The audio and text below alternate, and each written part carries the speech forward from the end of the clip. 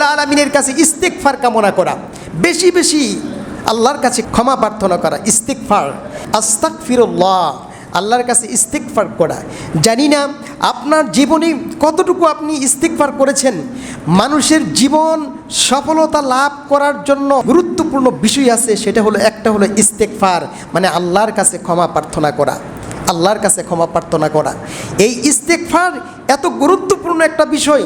আজকে অনেক মানুষ বলে থাকেন আমার সংসারে বারাকা হচ্ছে না, আমার কামাই রুজিতে ব্যবসা বাণিজ্যের মধ্যে আমি সফলতা পাচ্ছি না, যেখানে যাই যেখানে হাত দিই সেখানে আমি ক্ষতিগ্রস্ত হয়ে যাই, যে ব্যবসাতে আমি চিন্তা ভাবনা করি সেই ব্যবসা আমি লাভবান হতে পারি না, তো আমার জীবনে তো বরকত কমে গেছে, আমি বারাকা পাচ্ছি না, আমার জীবনে বারাকা পাওয়ার জন্য কি কোনো এজেন্ডা, কোনো বিষয় আছে কিনা আপনি আমাকে দেন।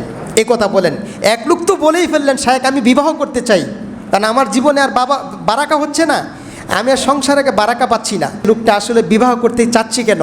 কারণ বিবাহ করলে কি হয়, বরকত আসে। আপনি যে বিবাহ করতে চাচ্ছেন আসলে কারণটা কি?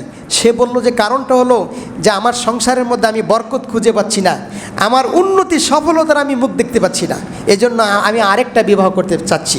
তখন বলা হলো যে ভাই আপনি যে বারাকাত পাচ্ছেন না এ কথা ঠিক, বিবাহ করলে বরকত আসে এ কথা ঠিক, রাসূল সাল্লাল্লাহু আলাইহি সাল্লাম বলছেন, কিন্তু আপনাকে আরেকটা প্রশ্ন আমি করতে চাই।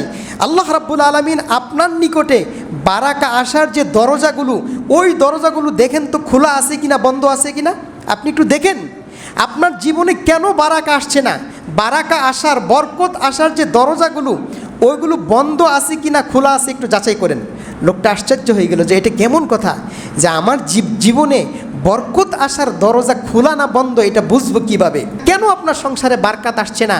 আপনি রাতে শুয়ে শুয়ে একটু চিন্তা করবেন, কল্পনা করবেন যে আমার জীবনের মধ্যে আমি কোন কোন অপরাধ করছি, কি কি পাপ আছে, এমন কি পাপ আছে যেটা পৃথিবীর কেউ জানে না, আমার স্ত্রী জানে না, আমার বাবা জানে না, আমার ফ্রেন্ড সার্কেল সোসাইটি কেউ জানে না, কিন্তু আমি সেই পাপের মধ্যে নিমজ্জিত আছি।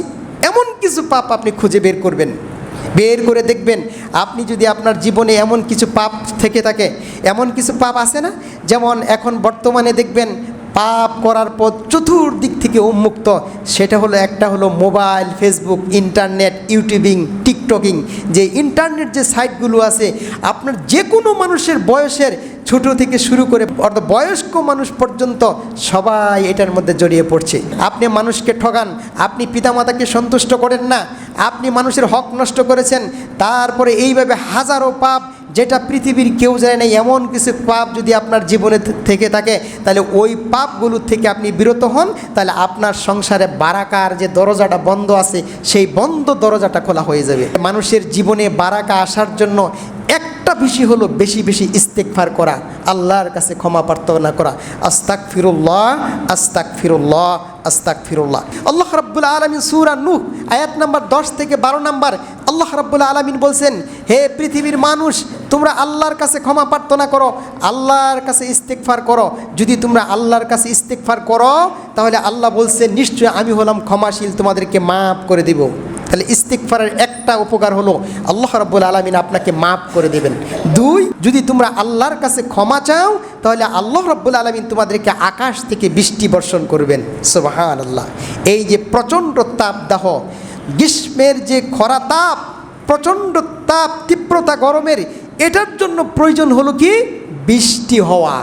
এখন বৃষ্টি হওয়ার একটা মাধ্যম হলো আল্লাহর কাছে ইস্তেগফার করা, ক্ষমা প্রার্থনা করা। ওয়া ইমদিদকুম বিআমওয়ালি ওয়া বানিন, যদি তোমরা বেশি বেশি আল্লাহর কাছে ইস্তেগফার করো তাহলে আল্লাহ তাআলা তোমাদেরকে সন্তান সন্ততি দিয়ে সমৃদ্ধ করে দিবেন, ধন সম্পদ দিয়ে তোমাদেরকে সমৃদ্ধ করবেন, ধনাঢ্য করবেন, স্বাবলম্বী করে দিবেন। সন্তান নাই, আল্লাহর কাছে আপনি ইস্তেগফার করুন। সন্তান নাই, আল্লাহর কাছে ইস্তেগফার করুন।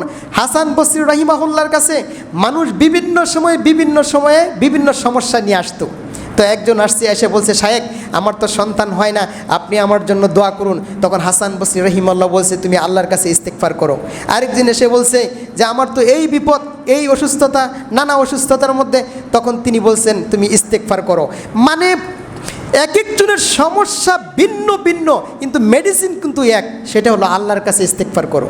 সম্মানিত উপস্থিতি, মানে সকল কিছুর সমাধান হলো কি আল্লাহর কাছে ইস্তেগফার করা।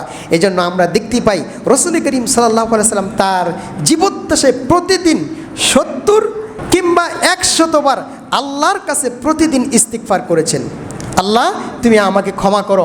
সম্মানিত উপস্থিতি, নূহ আলাইহিস সালামের সময়ে 3টা ভয়াবহ অবস্থা ছিল। একটা ছিল তারা খুব অসহায় ছিল, টাকা পয়সা ছিল না, দরিদ্র মানুষ ছিল। 2 নাম্বার ছিল তাদের সন্তান সন্ততি ছিল না। 3 নাম্বার বৃষ্টি ছিল না, খরা, তাপ, প্রচণ্ড তাপ দাহ ছিল, উষ্ণ গরম ছিল। তো এই 3টা সমস্যাকে লক্ষ্য করে আল্লাহ রাব্বুল আলামিন বিষয়বস্তু দিয়েছেন যে এই 3টার সমাধান যদি করতে চাও তোমরা আল্লাহর কাছে বেশি ইস্তেগফার করো। নূহ আলাইহিস সালামের সময়ে সমস্যা ছিল 3টা, এই 3টাকে লক্ষ্য করে আল্লাহ আয়াত নাজিল করছেন। এখন আমাদের সমস্যা যদি আরও বেশি হয় কিংবা এই 3টা ছাড়া যদি অন্য ভিন্ন সমস্যা হয় তার সমাধান কিন্তু একটাই, সেটা হলো আল্লাহর কাছে ইস্তেগফার করা, আল্লাহর কাছে ইস্তেগফার করা। সম্মানিত উপস্থিতি, এই ইস্তেগফারের ফজিলত এত বেশি, এটা যদি কথা বলি তাহলে একটা খুতবা শেষ হয়ে যাবে।